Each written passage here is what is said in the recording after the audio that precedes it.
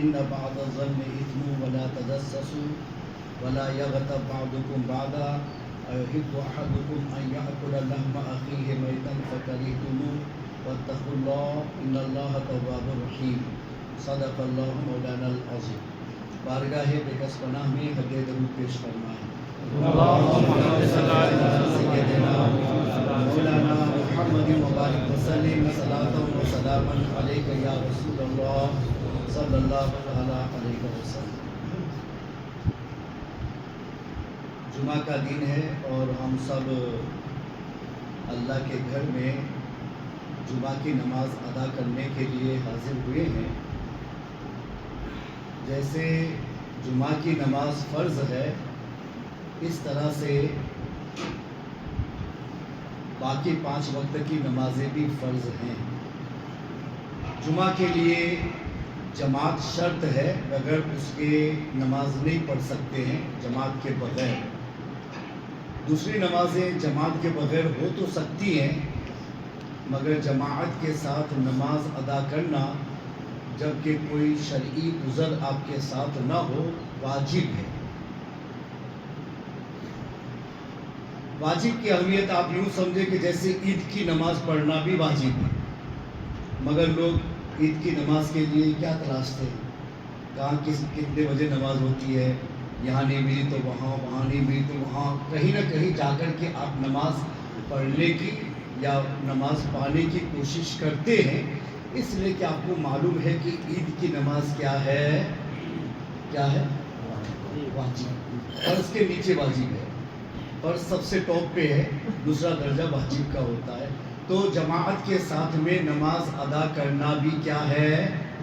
آپ کو بولنا کیا ہے؟ واجب. اگر کوئی آدمی 3 مرتبہ مسلسل بغیر شرعی عذر کے جماعت کے ساتھ میں نماز ترک کر دے، چھوڑ دے، تو وہ کتنا بڑا عابد و زاہد ہو، شریعت کی روشنی میں وہ فاسق و فاجر اور سخت گنہگاروں میں شمار ہو جاتا ہے.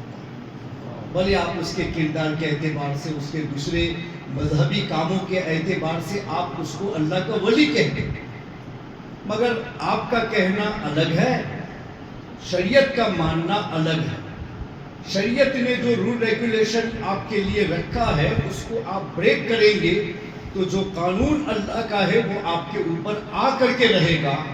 تو 3 وقت کی نماز اگر کوئی جان بوجھ کر کے مسجد کو ترک کرے اور اپنی جگہ پر پڑھ لے تو شریعت کی روشنی میں وہ کیا ہو جاتا ہے؟ فاسق. یعنی ایسا گنہگار کہ وہ گواہی دے نا تو اس کی گواہی نہیں مانی جائے. وہ شاہد بن کے آئے کہ ہاں بھائی ایسا معاملہ ہوا ہے، میں اس کا گواہ ہوں، تو اسلام اس کی گواہی کو نہیں مانے گا، اس لیے کہ اسلام کی نظر میں وہ عزت کے مقام سے نیچے چلا گیا ہے، اور عزت کے مقام کے لیے کم سے کم تقوی اور پرہیزگاری چاہیے. ان اکرمکم عند اللہ اتقاکم. مطلق متقی ہونا یہ شرافت کے لیے کافی ہے، لیکن جتنا بڑا متقی ہو جائے گا اتنا ہی بڑا وہ اللہ کی بارگاہ میں عزت والا ہو جائے گا. تو اللہ کی بارگاہ کی عزت تقوی اور پرہیزگاری سے ملتی ہے. تو تقوی اور پرہیزگاری کو جو چیز ڈیمیج کرے اس کی تعلیم سیکھنا اور پھر اس کو عمل میں لانا ہم لوگوں کے لیے بہت بہت ضروری ہے. محلے میں کتنے مسلمان رہتے ہیں؟ جمعہ کے دن آپ کو زیادہ نظر آتے ہیں اور عام نمازوں میں بہت کم نظر آتے ہیں. وہ پڑھتے تو ہوں گے، ہم اتنا بھی آپ کے لیے سوء ظن نہیں رکھتے کہ آپ نماز ہی نہیں پڑھتے ہوں گے. ایک مسلمان اور نماز نہ پڑھے ایسا ایک مسلمان کے دماغ میں نہیں آ سکتا، مسلمان قبول نہیں کر سکتا. ہمارے غریب نواز رحمۃ اللہ تعالی علیہ جب ہندوستان میں تشریف لائے، لاکھوں کو انہوں نے مسلمان بنایا، تو ظاہر سی بات ہے نا، سبھی کوئی دیندار پرہیزگار نہیں بنتے. کچھ کلمہ پڑھے اور اپنی رفتار بے ڈنگی پر رہتے ہیں. تو شکایت کی گئی غریب نواز رحمۃ اللہ تعالی علیہ کو کہ حضور بہت سارے لوگ مسلمان تو بن گئے ہیں لیکن کچھ لوگ نماز نہیں پڑھتے. تو غریب نواز رحمۃ اللہ تعالی علیہ نے فرمایا کہ بیٹے تم کہہ رہے ہو لیکن میری سمجھ میں نہیں آ رہا ہے کہ ایک آدمی مسلمان بننے کے بعد میں نماز نہ پڑھے، یہ کیسے ہو سکتا ہے؟ یعنی ان کے دماغ میں نہیں جاتا کہ کلمہ پڑھا، مسلمان بنا، اللہ رسول کو مان لیا، اور اللہ نے جس چیز کو فرض کیا وہ میں نہ کروں، یہ کیسے ہو سکتا ہے؟ محبت تو اطاعت ہی کو چاہتی ہے۔ اگر میں کہوں کہ مجھے آپ سے بہت محبت ہے اس لیے میں آپ کی بات کو نہیں سنتا، مجھے آپ سے بہت محبت ہے اس لیے میں آپ کی عزت نہیں کرتا، مجھے آپ سے بہت محبت ہے اس لیے آپ کا حکم نہیں مانتا، مجھے آپ سے بہت محبت ہے اس لیے میں آپ کی ایک بھی نہیں سنتا، تو لوگ کیا کہیں گے؟ صحیح ہے؟ صحیح ہے؟ نہیں، سب کہیں گے غلط۔ محبت ہے تو آپ اس کی بات بھی سنیں گے، بات بھی مانیں گے، حکم پر عمل بھی کریں گے، اس کو خوش رکھنے کی کوشش کریں گے کہ بھائی مجھے اس سے محبت ہے، کہیں وہ ناراض نہ ہو جائے۔ تو محبت میں اطاعت ہوتی ہے، کرنا ہوتا ہے، خوش رکھنا ہوتا ہے، ناراضگی ہو ایسا کوئی کام محبت میں نہیں ہوتا، اور ہم تو ایسا ہی کر رہے ہیں، کہہ رہے محبت ہے، ہم سنی ہیں، عشق و محبت والے ہیں، اور پھر نماز کی باری آتی ہے نہیں آتے، اللہ رسول کے ضروری احکام ہوتے ہیں اس پر عمل نہیں کرتے، اور پھر ہم چلاتے ہیں میدانوں میں جا کر کے کہ وہ عشق و محبت اعلیٰ حضرت، اور عمل کی بات آئے گی تو کچھ بھی نہیں، نہ اعلیٰ حضرت ہے نہ کوئی اور بزرگ ہے۔ اعلیٰ حضرت ایک مرتبہ بیمار ہو گئے، ان کی فتویٰ رضی خود انہوں نے لکھا، بیمار ہو گئے تو خادموں کو کہہ رکھا تھا کہ بھئی جماعت کا وقت ہو نہ مجھے اٹھا کر کے مسجد میں لے جانا، چونکہ چل نہیں پا رہے، اتنے زیادہ بیمار تھے، بیزی ہو گیا تھا، چکر آتے تھے ان کو تو جا نہیں پاتے تھے۔ تو ایک دن کیا ہوا کہ جو خادم ان کو لے کر کے جاتے تھے نا، وہ تھوڑی سی دیر ہو گئی، تو حضرت نے دیکھا گھڑی میں کہ وہ نماز کا ٹائم ہو گیا، یہ آئے نہیں ہیں، تو آپ گھٹنوں کے بل اپنے گھر سے باہر نکلے اور مسجد کے اندر پہنچ گئے، یہ بتانے کے لیے کہ اس واجب پر عمل کرنا کتنا ضروری ہے۔ حالانکہ معذور تھے، نہ جاتے تو شریعت حکم نہیں لگاتے، مگر ان کا اپنا تقوی، ان کی احتیاط تھی کہ اللہ رسول سے محبت ہے تو ہم ان کے حکم کے خلاف، دور سے حکم کے خلاف نہیں جا سکتے، گھٹنوں کے بل چلے، نہیں چل پا، بیزی تھا، کھڑے ہوتے تو گر جاتے، گھٹنوں کے بل گئے، اندر پہنچے لوگ حیرت میں، وہ حضرت آگے، ہم لوگ بھول گئے، سوری حضرت کو کسی کام میں لگ گئے تھے، ہم کو یاد نہیں لگا، مگر وہ آئے اور آ کر کے انہوں نے جماعت کے ساتھ میں نماز ادا فرمائی۔ میں نے حضرت محبوب الہی نظام الدین اولیاء رحمۃ اللہ تعالی علیہ کی ہسٹری پڑھی، تو حضرت کی عمر جب بہت زیادہ ہو گئی تو چل نہیں پاتے تھے، تم 90 کے آگے آدمی پہنچ جائے تو پھر مسلس اس کے لوز ہو جاتے ہیں، تو باڈی کو کنٹرول کرنا مشکل ہوتا ہے، آدمی خود سے نہیں چل پاتا، سہارا دینا پڑتا، سپورٹ دینا پڑتا۔ مسجد کے بغل میں ان کا مکان تھا، مگر اوپر والے منزلے میں رہتے تھے، نیچے کوئی اور رہتا ہو، اوپر والے منزلے میں رہتے تھے۔ ہر وقت یعنی جب بھی اذان ہوتی تھی تو خادم آپ کو کندھوں پہ اٹھا کر کے لاتے تھے مسجد میں، اور جماعت کے ساتھ میں نماز ادا فرماتے تھے، کندھوں پہ اٹھا کے، حالانکہ پڑھ لیتے گھر میں معذور، مگر نہیں، اللہ رسول کی دعوت ہو اور میں گھر پہ بیٹھ جاؤں، یہ کیسے گوارا ہو سکتا ہے؟ تو فرماتے نہیں، میں مسجد ہی میں نماز پڑھوں گا، آؤ اٹھا کے مجھے لے جاؤ، گھر میں نہیں مسجد ہی میں نماز پڑھوں گا۔ الحمدللہ آپ نے اپنی زندگی کے آخری سانس تک مسجد میں آ کر کے جماعت کے ساتھ میں نماز ادا فرمائی، اور دنیا کے مسلمانوں کو بتایا کہ جماعت کے ساتھ نماز ادا کرنا واجب ہے، اور یہ اللہ و رسول کا ضروری حکم ہے، اس کے خلاف ہم کبھی نہیں جا سکتے۔ بولو عشق و محبت کہاں ہے؟ نظام الدین اولیاء سے محبت ہے نا، محبوب الہی سے محبت کرتے ہو؟ کرتے ہیں، ہم سبھی ہمارے تمام بزرگوں سے محبت کرتے ہیں، مگر صرف محبت کہہ دینا آسان ہے، ان کی سیرت کو محبت میں اپنانا بہت مشکل ہے، اور اس چیز کی ہمارے پاس میں کمی ہے نا، اس وجہ سے لوگ ہم میں سے نکل کے دوسروں کے پاس میں جاتے ہیں جہاں پابندی زیادہ نظر آتی ہے، تو ہمیں بھی اپنی جگہ پر پابند شرع بننا پڑے گا تاکہ ہماری سچائی دوسروں کو قبول ہو سکے، ورنہ صرف بولنا دوسروں کو قبول نہیں ہوتا. ایجوکیٹڈ طبقہ آپ کے دعوے پر نہیں جاتا، آپ کے عمل پہ جاتا ہے. جو پڑھے لکھے لوگ ہیں آپ کی زبان پہ نہیں جاتے، آپ کے عمل پہ جاتے. اگر میں منہ سے کچھ بولوں، عمل کچھ کروں، تو آپ مجھ پر اعتماد اور بھروسہ نہیں کریں گے. بولو کریں گے؟ نہیں کریں گے. میں آپ کو کوئی سگریٹ مت پینا اور باہر نکل کے میں آپ کے سامنے ہی پی رہا ہوں. ارے مول صاحب کیا بول رہا ہے، اندر جا کے منع کر رہے، باہر جا کے خود پی لے. اعتماد ختم ہو جائے. تو ہمارے بزرگوں نے ایک ایک لفظ بولا، لوگوں نے سنا اور اس پر عمل کیا، فقط اس وجہ سے کہ ہمارے بزرگ جو بولتے تھے دل سے بولتے تھے، اندر بھی وہی تھا باہر بھی وہی تھا، عمل کی سچائی تھی. اس لیے جو انہوں نے کہا اسی کو کر کے ہمیں دکھایا، تو دنیا نے ان کے اوپر اعتماد کیا. ان کی حیات میں تو یاد رکھا صدیاں گزر گئی ہیں، مگر پھر بھی ہم ان کا نام نہیں بھول سکے. اس لیے کہ سچائی تھی تو سچے ختم نہیں ہوتے. الحق کو یعلو ولا یعلی علیہ، حق ہمیشہ بلند رہتا ہے، کسی اور کو اس پر بلندی حاصل نہیں ہو سکتی. ہمارے حضور مفتی اعظم ہند علیہ رحمت و رضوان، اعلیٰ حضرت کے صاحبزادے، اعلیٰ حضرت کے بعد انہی کو مجدد مانا جاتا ہے. تو بہت بڑے مفتی ہیں، لاکھوں لوگ ان کے مرید ہیں. دوسروں کے تو صرف عوام مرید ہوتی ہے، اور دنیا میں ایک اسپیشلٹی ہے حضور حافظ ملت کی اور حضور مفتی اعظم ہند علیہ رحمت و رضوان کی، کہ دنیا میں اگر کثرت کے ساتھ علماء اور مشائخ نے اگر کسی کے ہاتھ پر بیعت کی ہے تو وہ حضور مفتی اعظم ہند ہیں، اور ان کے بعد حضور حافظ ملت ہے، جن کے ہاتھوں پر سب سے زیادہ علماء کرام نے بیعتیں کی.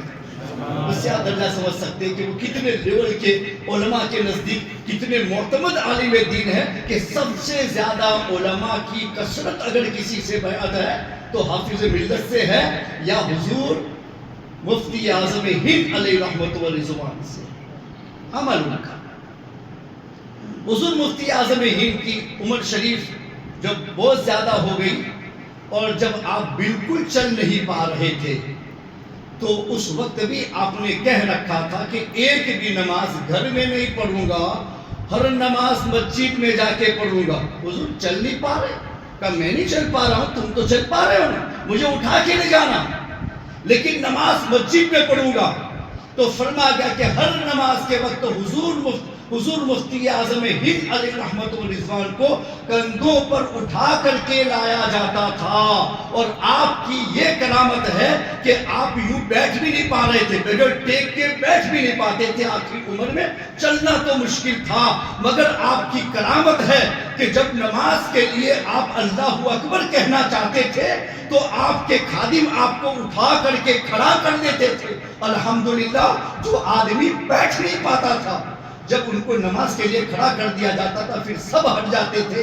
پوری نماز کھڑے ہو کر کے اکھوں کی طرح سے ہر نماز کو آپ ادا فرماتے، اور جیسے ہی نماز کا سلام پھیرتے تھے گر جاتے تھے. پھر ٹیک کے بغیر بیٹھ نہیں سکتے تھے. اللہ کے دین کے لیے انہوں نے پوری زندگی عمل کیا، تو اللہ نے آخر میں ان کو مجبوری کی نماز نہیں پڑھنے دیا. مجبور ہونے کے بعد بھی صحت مندوں کی نماز حضور مفتی اعظم ہند علیہ رحمت و رضوان سے پڑھا. عمل کی کمی ہمیں برباد کر دے گی، ہم سے زیادہ ہماری نسلوں کو برباد کر دے گی. اس لیے کہ آپ کی اولاد بھی آپ کو دیکھ کر کے فالو کرتی ہے. ارے آپ کی جو زبان ہے آپ کے بچوں کو آتی ہے، ہم اپنی زبان کو سکھانے کے لیے بچوں کو اسکول نہیں بھیجتے. مادری زبان اسکول سے نہیں آتی ہے، مادری زبان ماں باپ کے ساتھ رہ کر کے آتی ہے. جب بچہ اتنا چھوٹا ہوتا ہے کہ دنیا کا کوئی بھی ٹیچر اس بچے کو پڑھا نہیں سکتا، اس کو سمجھا نہیں سکتا، مگر وہی بچہ جو نہیں، جس کو ٹیچر کہہ رہا ہے نہیں پڑھا سکتا ہوں، نہیں سمجھا سکتا ہوں، لیکن ماں کی گوشت اللہ نے کتنی قیمتی بنائی ہے کہ جب دنیا اس کو سکھانے سے عاجز ہے، اس وقت رب تبارک و تعالی اس ماں کی گود میں اس بچے کو رکھ کر کے اس ماں کی زبان کو اس حالت میں اسے سکھا دیتا، اس حالت میں اسے سکھا دیتا. جہاں دنیا کچھ نہیں سکھا پا رہی تھی، وہاں میری ماں نے مجھے اپنی زبان بغیر ٹیچر بنے ہوئے صرف اپنی گود میں رکھ کر کے سکھا دیا. پتہ یہ چلا ماں کی گود بڑی قیمتی ہے اور باپ کی صحبت بڑی عظیم الشان ہے. اپنی اولاد کے لیے تمہارے بچے سب سے زیادہ جو سیکھ سکتے ہیں تمہارے گھروں سے سیکھ سکتے ہیں, باہر سے کم گھر سے زیادہ. اگر میں اپنے گھر کا ماحول مذہبی اور اسلامی ماحول بناؤں, باہر سے کتنی بھی گندگی لے کر آئے گا مجھے امید رہے گی میرے گھر کو میں نے اتنا صاف رکھا ہے, باہر سے گندگی لے کے آنے والے کو میں اپنے گھر میں لا کے صاف کر دوں گا, اپنے گھر میں لا کے صاف کر دوں گا. گھر سے باہر نکلتے دھوپ اڑتی ہے, کپڑے گندے ہو جاتے ہیں, پھر گھر میں آ کے کیا کرتے ہیں, ہم نہا لیتے, بدن کو صاف کر لیتے, کپڑوں کو واشنگ میں ڈال دیا, دھلنے میں ڈال دیا, کپڑے بھی دھل گئے, ہم خود بھی نہا کر کے صاف ہو گئے. باہر میں گیا گندگی میرے وجود پر آئی, باہر میں گیا گندگی میرے کپڑوں پر آئی, مگر میں اس سے مایوس نہیں ہو گیا. اب گھر میں جا کر میں نہاتا نہیں تو گندگی باقی رہ جاتی, گھر میں جا کے کپڑے کو بدلتا نہیں تو میرے کپڑے گندے ہی رہتے اور مجھے لوگ گندا کہتے, مگر میں باہر سے گندا ہو کے آیا, گھر میں آ کر کے صاف ہو گیا. اب مجھے کوئی گندا نہیں کہہ سکتا. جیسے تمہاری فزیکلی لائف میں تم اپنی گندگیوں کو اپنے گھر میں آ کے صاف کر کے اپنے آپ کو صاف ستھرا بتاتے ہو, اے مسلمانوں ایسے ہی تمہاری روحانی لائف ہے. اگر میرا بچہ باہر چل کے کچھ غلط بن کے آیا ہے تو میری ذمہ داری ہے, میرے گھر میں آئے گا میں اسے دین کی باتیں سکھاؤں گا, دین کا ماحول دوں گا, باہر کی گندگیاں گھر میں آنے کے بعد میں صاف ہو جائے گی اور میرا بچہ مذہبی ہی رہے گا. دنیا کی غلاظتیں اس کو نقصان نہیں پہنچا سکتی. تو کیا ہم مسلمان ہو کر کے باہر کی ذمہ داریوں کو تو نہیں نبھا سکتے؟ کیا اپنے گھر کی ذمہ داری بھی نہیں نبھا سکتے؟ تو میں کہاں کا مسلمان کہ میں گھر کی بھی ذمہ داری نہیں نبھا پایا؟ ہمارے آقا نے ارشاد فرمایا کلکم رائن وکلکم مسئول عن رعیتی, تم میں سے ہر ایک نگہبان ہے, واچمین ہے, نگراں ہے, اور ہر ایک سے اس کی نگرانی کا سوال پوچھا جائے گا. یہ نہیں کہہ سکتا میں نے بچے کو کہا اور نہیں مانا, یہ عذر سنا نہیں جائے گا. یہ اللہ کا تحفہ ہے اولاد کا ملنا, ورنہ دنیا میں بڑے بڑے بادشاہ گزرے ہیں, انہوں نے لاکھ علاج کیا مگر وہ بے اولاد رہے اور ان کو اولاد نہیں مل سکی. ہسٹری پڑھی ہوگی, کئی بادشاہ گزرے ہیں جن کی یہاں اولاد ہی نہیں, وراثتیں ختم ہو گئی, حکومتیں دوسروں کے پاس میں چلی گئی. انسان کے کنٹرول میں نہیں ہے اولاد کا لانا, یہ صرف اور صرف اللہ کی عطا ہے, اس کا گفٹ ہے کہ اس نے اس بچے کو تمہارے یہاں بھیجا, تم کو باپ کہلوایا اور تمہاری جوزا کو اس کی ماں کہلوایا, ورنہ نہ تم خود سے باپ بن سکتے تھے نہ تمہاری جوزا اس کی ماں بن سکتی تھی.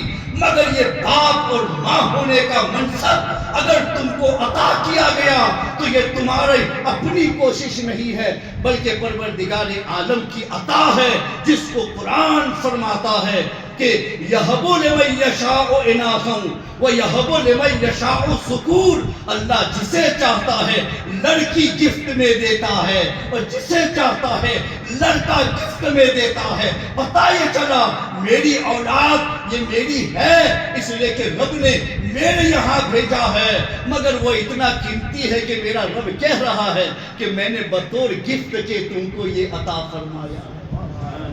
رب کا گفٹ, اور رب کے گفٹ کو اگر ہم ضائع کر دیں تو سوال کا جواب تو دینا پڑے گا نا. گفٹ دیا تھا ضائع کیسے کیا؟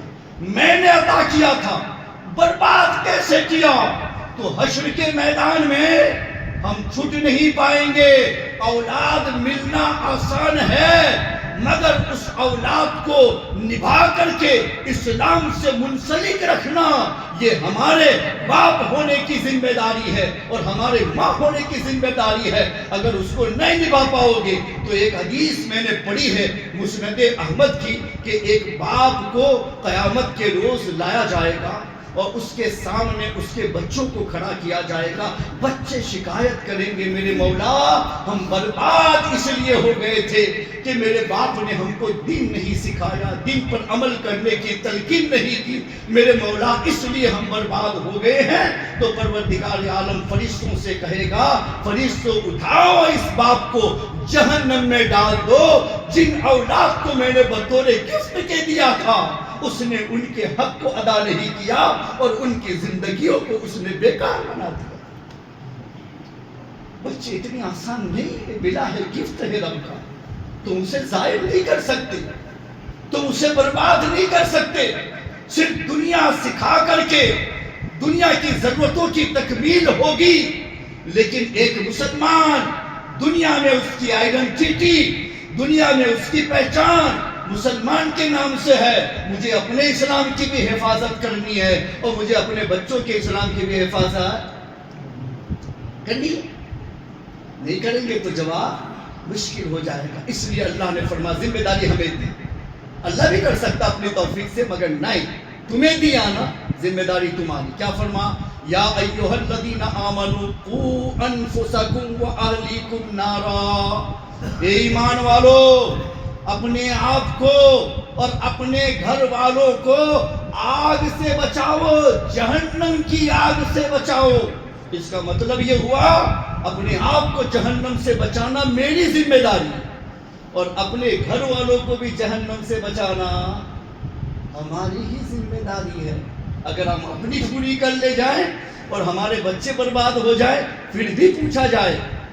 ہمارے اسلام نے اتنی سخت پابندی لگائی ہے, مگر پتہ نہیں ہمارے سنیوں کا ماحول جو ہے نا پراگندہ اس لیے ہوا کہ ہماری فرنٹ لائن جو ہے وہ مضبوط نہیں ہے. عمل میں فرنٹ لائن علماء مراد ہے, علماء مشائخ جو لوگوں کی لک آفٹر کرتے ہیں, لوگوں کی رہنمائی کرتے ہیں, لوگوں کی مذہب کی حفاظت کی کوشش کرتے ہیں, اس کو فرنٹ لائن بولتے ہیں انگلش میں.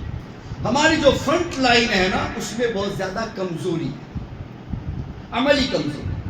اس لیے وہ اپنی عملی کمزوری کو چھپانے کے لیے پبلک کو کہتے نہیں کہ میں ان سے کہوں گا تو آپ مجھے پکڑیں گے, میں تم سے کہوں کہ ایسے ہی کھانا چاہیے اب میں اس کے خلاف کھاؤں گا تو تم مجھے پکڑو گے نا. مولانا صاحب تو ایسا ہوتا ہے نا, آپ تو ایسے کے خلاف جا رہے تو فوراً مجھے پکڑیں گے. تو میں کیا کروں گا کہ میں آپ کو نہیں سکھاؤں کہ میں سکھاؤں گا تو آپ مجھے پکڑیں گے, بار بار مجھے پکڑیں گے, مجھے بھی کرنا پڑے گا اور مجھے نہیں کرنا ہے تو میں آپ کو نہیں سکھاؤں گا. ہمارے اندر فرنٹ لائن کا ماحول یہ ہو گیا کہ وہ اس لیے زیادہ نہیں سکھاتے ہیں کہ پبلک کو ایسے ہی رہنے دو تاکہ ہماری عزت بنی رہے اور پبلک ہمارے اوپر انگلی نہ اٹھا سکے. اس لیے پرابلم ہماری فرنٹ لائن میں آیا نا تو پبلک کے اندر بھی آیا. فرنٹ لائن ابھی باضابطہ عمل کے اوپر آ جائے اور یہ سوچ لے کہ نہیں مجھے اپنی عوام کی رہنمائی کرنی ہے اور دین سے ان کو منسلک کر کے رکھنا ہے, تو دنیا میں کسی شیطان کی مجال نہیں ہے کہ مسلمانوں میں برائی لا سکے.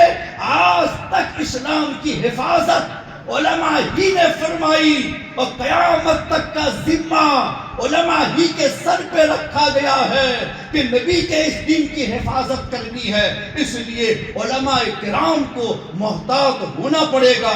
جب یہ محتاط ہو جائیں گے تو آٹومیٹکلی دیکھ کر کے لوگ بھی کیا ہو جائیں گے, دیندار پرہیزگار ہو جائے گی. اگر میں 5 کی جگہ پر 6 اور 10 نمازیں پڑھوں نا تو آپ کو دیکھ کر کے اتنا تو ہوگا یا مولانا اتنی نماز کیوں پڑھ رہے ہیں, ہمیں بھی پڑھنا چاہیے. ہماری کمی آپ کو برباد کرتی ہے. اس لیے فرنٹ لائن ہمارے اندر صحیح ہو جائے نا تو الحمدللہ آپ میں بھی انقلاب آئے گا اور ہم صحیح بن سکتے ہیں. تو کیا کرنا چاہیے, جماعت کے ساتھ نماز پڑھنا کیا ہے, اور زور سے اور زور سے. تو واجب کی اہمیت تو آپ جانتے ہیں نا, عید کی نماز واجب ہے اور پانے کے لیے کتنی کوشش کرتے ہو, تو یہ جماعت کی نماز بھی واجب ہے تو اس کے لیے ہماری کوشش کتنی ہے. اب ہمیں سوچنا چاہیے ہے کوئی روکنے والا جو مجھے روک لے, نہیں میں خود رک جاتا ہوں, میں نہیں آتا ہوں.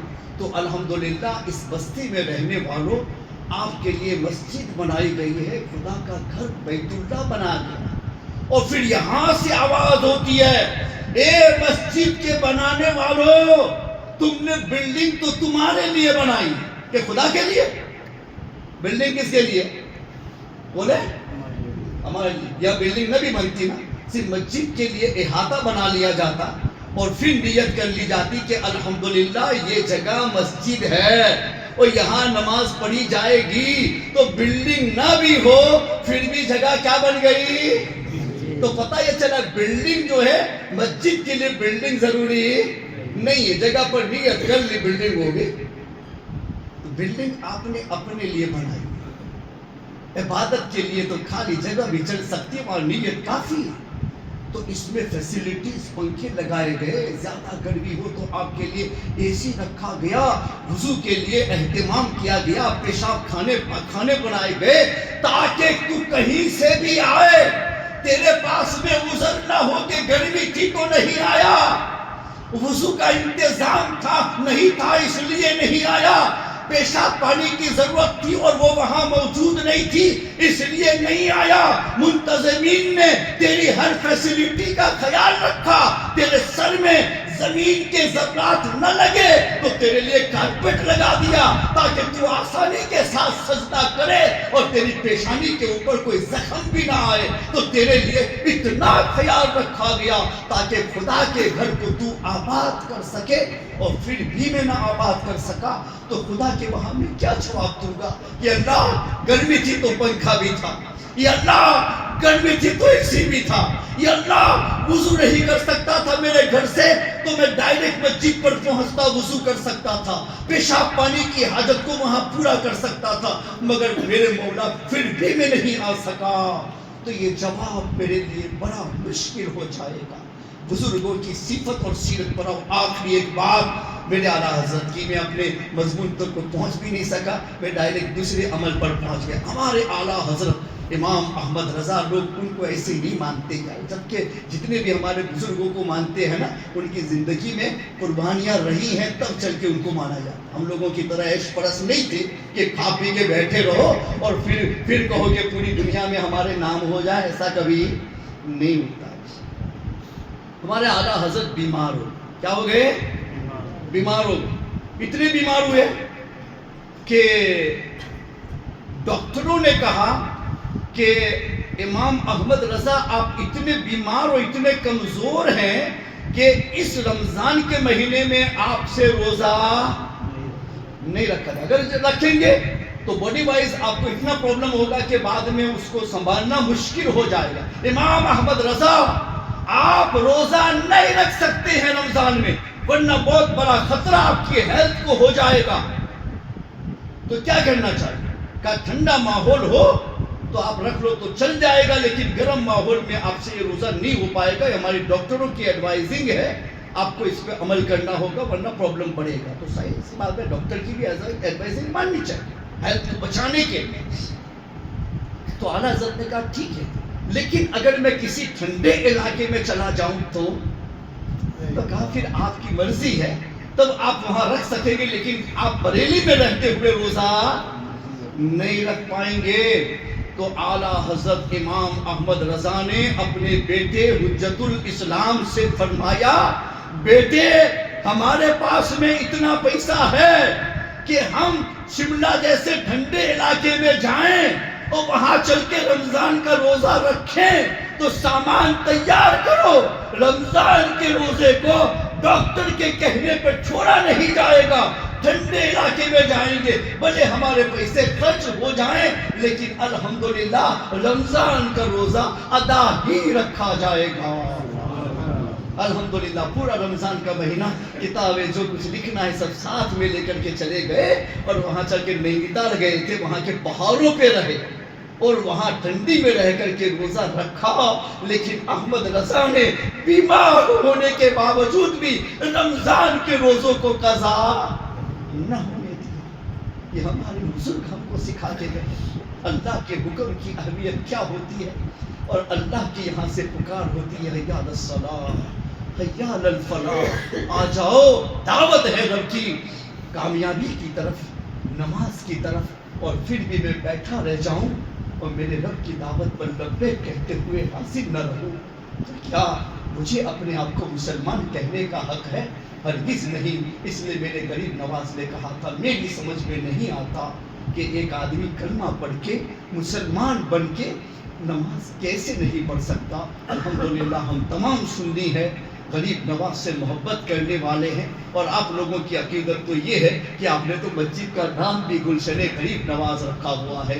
الحمدللہ اس علاقے میں رہتے ہو، اپنی مسجدوں کو آباد کر دو اور دنیا کو بتا دو کہ ایک مسلمان کے نزدیک اللہ کے قانون کی حیثیت کیا ہوتی ہے۔